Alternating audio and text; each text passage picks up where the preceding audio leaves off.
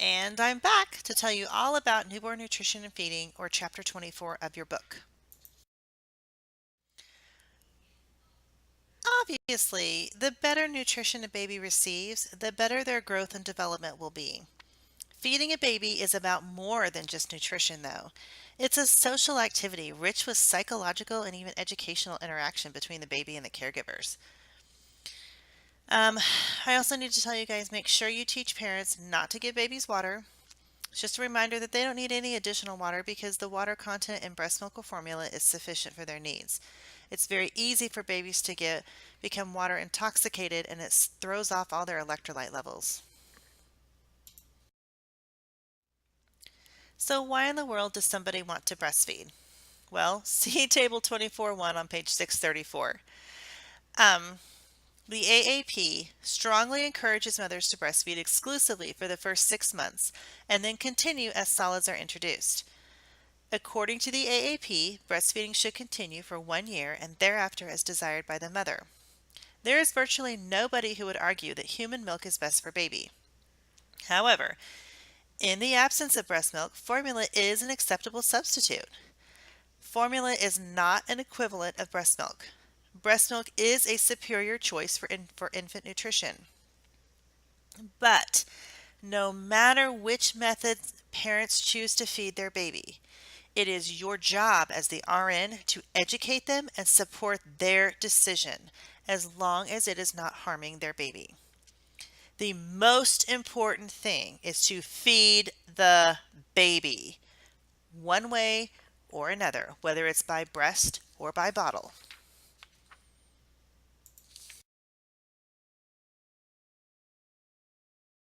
And this slide just goes over some breastfeeding rates.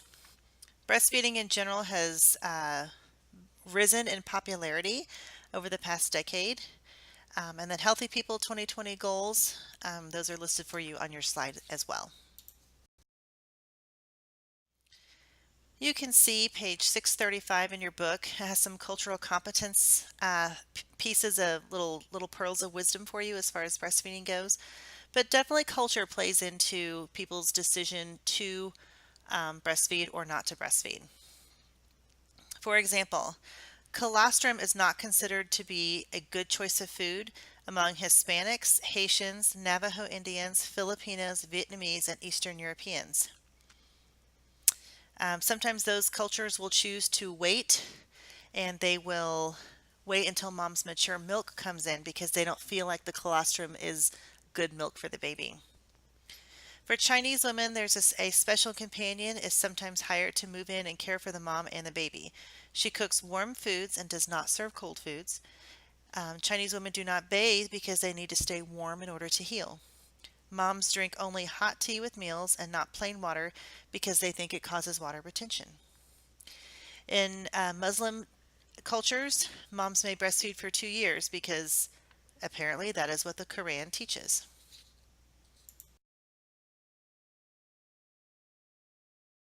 So, not every single person should breastfeed.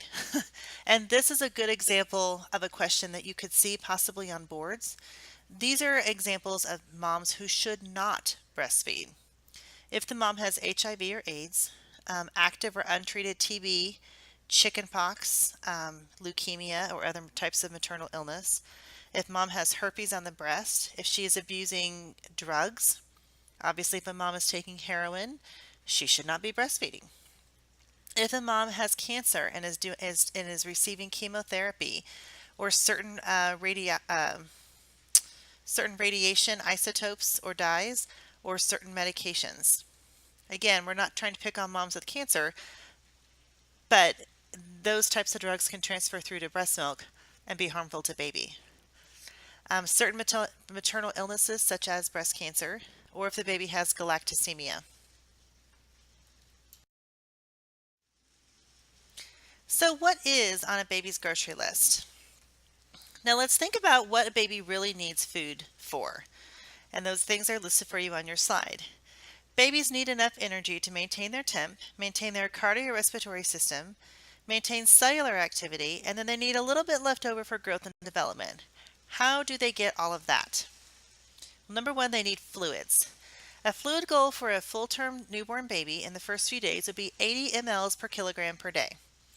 Then their needs are going to increase and it'll jump up to anywhere between 120 to 180 mLs per kilogram per day. They need about 50% of their calories should come from fat. Now, they need they need the fat so they can absorb their vitamins A, D, E, and K.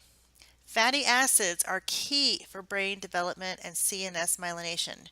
Remember, babies don't have good myelination from their CNS, and they get that from absorbing fats. About 40% of their diet needs to come from carbs, and then they need either whey or casein protein. Why do babies need so much fluid? Because sometimes people ask me that.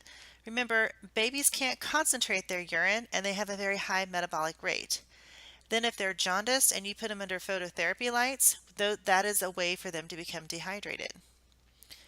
Babies generally have a poor fluid intake because they're not always good breastfeeders. They're not always good bottle feeders in the first few days. And they also have this increased surface area to body mass ratio because they have evaporative cooling. Plus, you throw into that mix that babies can have vomiting and or diarrhea, which can occur with overfeeding or food intolerance. All of these things make babies prone to dehydration. Signs of dehydration would include sunken fontanelles, dry skin, chapped lips, a dry oral cavity, weakness, lethargy, poor skin turgor, sunken eyes, decreased urine output, concentrated urine. If a baby is concentrating their urine, they are really sick because they don't usually do that. And fats also influence the development of visual activity, cognitive and behavioral functions as well.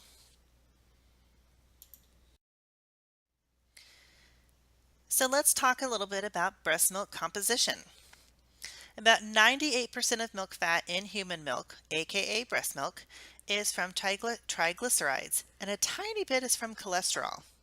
Now we need cholesterol to stimulate the enzymes that lead to the metabolism of cholesterol, which will ward off problems for these people later in life. Interestingly enough, the formula fat that they use for formula is a little bit different. If you remove the butter fat from cow's milk and replace it with vegetable oil, that's pretty much what they do. You end up with a fatty acid profile similar to breast milk in terms of saturated, monosaturated, and polysaturated fats. Lactose helps with the absorption of calcium, magnesium, and zinc. Breast milk also contains glucosamines, oligosaccharides that are needed to build connective tissue and promote the growth of Lactobacillus bifidus, which colonizes the gut. The primary carb of breast milk is lactose. The primary protein in human milk is whey. Casein is the primary protein in formula. Whey protein breaks down into little curds, which helps babies digest their meals in about 90 minutes, which is why breastfed babies feed so much more often. And you see those tiny curds in breast milk stools. Casein takes longer to digest. In breast milk, it's about a 60 to 40 whey to casein ratio. In formula, it's about 20 to 80 whey to casein. So breast milk and formula both contain the whey and the casein, but the ratios are just different. Whey protein in breast milk is composed of 5 components. They're alpha-lactoalbumin, serum albumin, lactoferrin, immunoglobulins, and lysoenzyme. The last 3, lactoferrin, immunoglobulins, and lysoenzyme, have immunologic functions in the body. What is breast milk missing? Because it seems to be nature's perfect food. Breast milk is missing vitamin D. So the AAP recommends that all breastfeeding babies get 400 IUs of vitamin D daily. If mom is vegan, then the baby needs to be supplemented with B12 as well, since that will be missing from mom's milk. And this is the coolest thing of all about breast milk. A mom's body has a unique way of knowing what her baby needs and adjusting the milk accordingly. A mother who gave birth to a preemie will make different milk than the mother who gave birth to a term baby. and the milk composition will change as the baby grows. That is a really, really cool feature. And it only happens when the baby actually latches onto mom. When the baby latches onto mom, there is a transfer of saliva from the baby to the mom's breast. The mom's breast picks up on antibodies that are in the baby's saliva, and it changes the composition of milk based off of the feedback that it gets from the baby.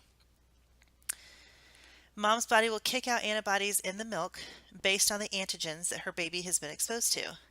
That benefit only occurs from breastfeeding. Pumping alone won't get that. So, for example, when a baby goes to Target and is exposed to bacteria and viruses there, that information is given to mom via breastfeeding, and then mom's milk will adjust and send over the correct antibodies to protect the baby from those germs so the baby doesn't get sick. That is amazing. That is cool stuff right there. The stages of human milk. So breast milk begins as colostrum, and then there's transitional milk, and then there's finally mature milk. When babies first latch on, they get foremilk, which is real sweet. It's real rich in carbohydrates. Babies like it. It's kind of like candy. And then when the baby keeps latching on, or well, keeps suckling, then the letdown occurs, and that's the hind milk. That's what's rich in fat and protein, and that's what the baby needs to grow. Ideally, baby needs to latch on to the first breast and drink for as long as possible to get that hind milk. And then the babies usually get kind of milk drunk and sleepy. And then you take them off and you burp them. And then they may wake up a little bit, and so you let them eat a little bit on the second side. They're not going to drink that much on the second side because they're already really full. And then mom just has to remember to start feeding on that side she finished on the last time. So it's kind of like if babies get an appetizer, which would be your foremilk, and then they eat a steak and potato dinner, which is their hind milk, and then they switch over to the other breast for like dessert. Don't worry about timing. I oftentimes I've seen parents who say, well, they got 10 minutes on this side and 10 minutes on this side. Nope, that's not the best way to make your baby grow. It is much better to do 15 minutes on one breast and 5 on another, because on the side when they are eating for 15 minutes, they're taking in all that hind milk, which again, that's what's rich in fat and protein. That's what they have to grow. And if mom can just remember, and there are plenty of ways to help moms remember. Sometimes they put a clip on their, sometimes they'll wear a bracelet, they'll put a clip on their shirt to go from one side to another. Or honestly, moms can just usually tell what side they need to feed on the most. But as long as they just rotate back and forth, then her milk supply will even out and it'll be fine. So your role as the RN is to support the breastfeeding mother and her infant. That means you're going to give them guidance, you're going to give them encouragement, and you're going to help them try and succeed in breastfeeding. You may have to give referrals to support groups for when they go home. As a nurse, you need to make sure that that the mom has all the equipment she's going to need in order to be successful breastfeeding. Does she have a breast pump? Does she have nursing pads? Does she have storage bags for the milk? Does she have bottles? Whatever it is she's going to need, make sure she has all her supplies. Utilize the lactation consultants in the hospital. They can help you a lot. And the biggest thing is don't judge mothers. Most mothers always want the very best for their baby, and so do you. So you guys are on the same team. Sometimes nurses and mothers have a very different idea about what is very best for their baby, but at the end of the day, it's not your baby. It's theirs, and they're going to do whatever they want to do anyway, even after you go home. So help these mothers be the very best that they can be. It's interesting that for a process that is supposed to be so natural, breastfeeding does not, in fact, come natural for so many mothers. It hurts, at least in the beginning, and moms are filled with self-doubt that it's working at all, that their baby is getting enough to eat, and they wonder if they are a good mom. This is why moms need so much encouragement. We have a generation of mothers who want to breastfeed, but those skills were not passed down to them from their mom, who likely formula fed. So be kind in your interactions. Build moms up. It's hard enough to be a mom, and they don't need any additional judgment. As nurses, you all have the same common goal of wanting what's best. Help the moms. Don't roll your eyes at their silly requests. Be nice. If you are able, help the mom with positioning the baby to feed and latch on. If you can't, get another nurse who can help you or call lactation for help. Don't just leave a mom hanging and hope that she figures it out. Provide education about how often breastfed babies eat. It's whenever they want to eat. On average, it's every 2 to 3 hours. But babies can cluster feed and feed every hour and a half sometimes if they have a growth spurt. Teach moms about pumping, about breast milk storage, about offering an occasional bottle, or about weaning. Teach moms so that they know how to tell if their baby is getting enough to eat. Unless you work in a maternal child area, you are not likely going to have expertise in this area. And if you can't help a mom breastfeed, then find someone who can. If the mom is in ER and needs help, call the maternity floor. Ask if a nurse from up there can come down and help, or page the in-house lactation nurse. Use your resources.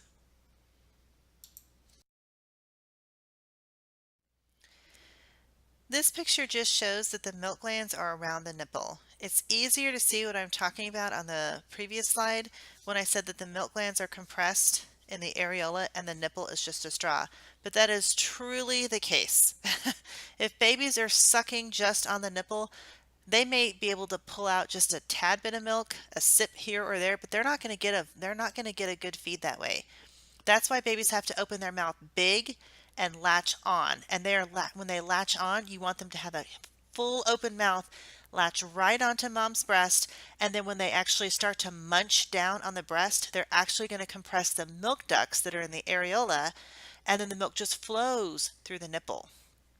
That is good breastfeeding. How often do babies eat? Whenever they want to.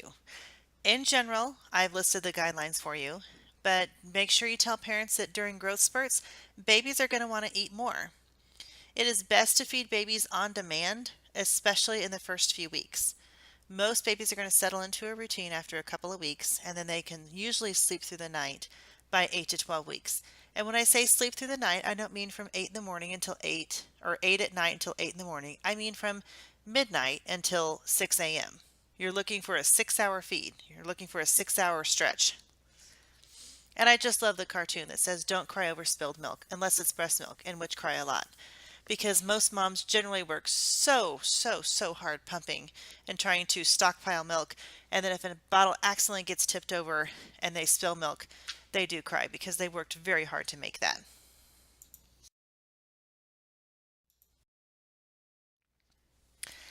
How do you wake a sleepy baby? You unwrap them.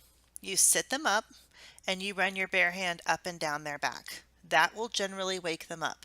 I've seen parents try and take a wet washcloth and wipe that over a baby's face. That's going to really piss a baby off, but I don't think it's going to necessarily always wake them up. And you're going to chill them and give them some cold stress. So don't do that. Just unwrap them, set them up, and run your bare hand up and down their bare back. Generally, that usually wakes them up. If babies are fussy, you need to wait to breastfeed until you don't want to wait to breastfeed until the baby is crying, because it will be harder to get them to breastfeed unless the breastfeeding is well established. In the beginning, you gotta catch babies before they're screaming and famished and hungry. In newborn time, crying is a late sign of hunger. You gotta catch these babies when they first wake up, when they pop their eyes open and they start looking around and kicking around a little bit. That's when you want to do it. Pick them up, smack them on the boob, and let them just go to town and feed. Or conversely, if the moms don't want to breastfeed, pick them up and bottle feed them then. That's their quiet alert time. If you wait until babies are crying and try and get them to breastfeed then, they don't have the patience. They are famished. They are hungry right that second. They do not understand that they are going to have to suckle just a little bit to bring the milk down. They're starving. They want instant food right now. Gotta have it, and I'm going to scream if I don't get it. I cannot tell you how many times I have helped moms breastfeed who, bless their hearts, they've had tons of company and the baby's been passed around and nobody paid attention to the baby's feeding cues. And then when the baby starts having, is hysterical and screaming, then everyone says, "Oh, well, I guess they're hungry." And then they leave and then they need help breastfeeding. Do you think that baby has patience to latch onto the breast then? Uh-uh. Uh-uh. They were hungry 20 minutes ago, and they have still not received their food. And so the only trick that I know to tell you to help you guys as new nurses, if you were in that situation, bring in a breast pump, have the mom, jump on the pump and pump for a couple of minutes and get the breast milk flowing, and then take off and then latch the baby on that way, because then the baby will get insta food when they first latch on. Otherwise, the baby will not get insta food. And then they will latch on, they'll give the breast a couple of sucks, and then they'll spit it out and scream because they're not getting food fast enough. And then mom's upset, and mom's crying because she thinks the baby's rejecting her breast, and she thinks she doesn't have milk. She thinks that she's starving the baby. It just makes everybody completely stressed out. Another issue is slow weight gain. Sometimes babies will have a slow weight gain in breastfeeding until mom's milk supply comes in, or if she's not making enough milk. In those cases, a pediatrician may recommend supplementation. Preterm babies, sometimes we have to fortify breast milk with formula powder to add extra calories to meet the baby's metabolic needs and help them grow. Also, they may lack the suck, swallow, breathe coordination that's required to safely feed, and they just, lack the facial musculature to breast or bottle feed. Hence, preemie babies sometimes get OG or NG tubes to feed, and they only PO feed maybe a few times a day until they get stronger. Late preterm babies are some of the most challenging babies to feed. They may require a combination of breast and bottle feeding. And then multiple infants, these moms usually need help with positioning or trying to figure out how to breastfeed more than one baby at a time, which is possible. And they may choose to just breastfeed their babies one at a time though. Most moms will pump at some point for convenience, necessity, or comfort. Maybe they want to pump a bottle so they can be away from their child for more than an hour. Maybe they're going back to work. Maybe when they wake up in the morning and they are engorged, they are going to have to jump on the pump and pump a few ounces off to soften the breast enough so that the baby can latch on. When mom's breasts are engorged, it's like asking a baby to latch onto a wall. It doesn't work. Pump a couple of ounces off and babies can latch on, and they'll drain the breast and handle it from there. We always tell parents to use pacifiers cautiously until breastfeeding is well established. There is always a fear of nipple confusion because obviously the breast and the suckling action is different than that of a baby bottle and the sucking action from a pacifier. Some people believe in nipple confusion and some people don't. I, for one, know that babies are very smart creatures. They know the difference. Most babies can switch back and forth to breast and bottle with no difficulty. It is a good idea to hold off on the bottle until breastfeeding is well established, say for a couple of weeks if possible. As far as care of the nursing mother, I gave you some pages in your book to reference, and then here are some teaching topics that you're going to want to teach the mom about as well. Again, the RN role here is teaching. Maternity nursing involves so much teaching. You can read through these topics in your text because your textbook does a great job explaining them. But if you are a nurse who likes to do teaching, who wants to educate people, maternity nursing is absolutely for you. Choosing to formula feed. Your textbook says that parents often make this decision without complete information, so that your job would be to educate the new parents. Maybe there are some myths and conceptions about breastfeeding. Maybe because of their particular family culture or ethnicity and culture, breastfeeding can seem embarrassing. Whatever the case is, if parents choose to formula feed, that is a perfectly acceptable way to feed your baby. So again, the role of the RN is to teach parents how to correctly mix formula and how to safely bottle feed, which includes no bottle propping. Standard infant formula is 20 calories per ounce. You can concentrate or dilute formula by varying the amount of water that's added to the formula powder. Some babies are going to need more calories than the 20 calorie per ounce. Usually those are preemies, and they will need higher calorie milk because they have higher caloric needs, or they just can't tolerate a larger volume, so we concentrate a smaller volume for them to take. Any deviation from the standard directions that are printed on the formula can have to come from the pediatrician. The pediatricians are the one who drive any type of caloric change for the baby.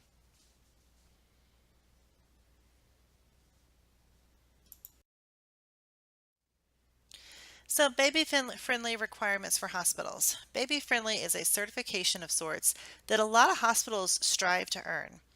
It's hard to get. And this slide just shows a few of the pertinent to this chapter requirements that a hospital has to meet in order to get the status of being baby friendly. Okay, so let's do a practice NCLEX question.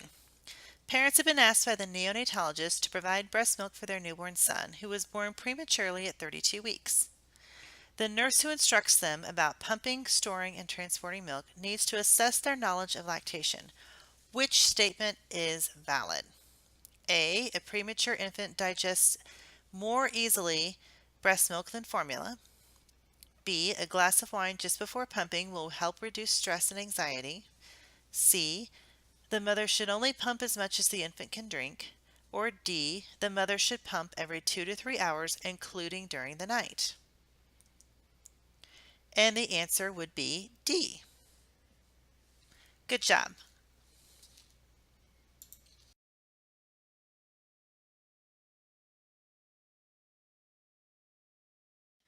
And it's the end of the content for this week.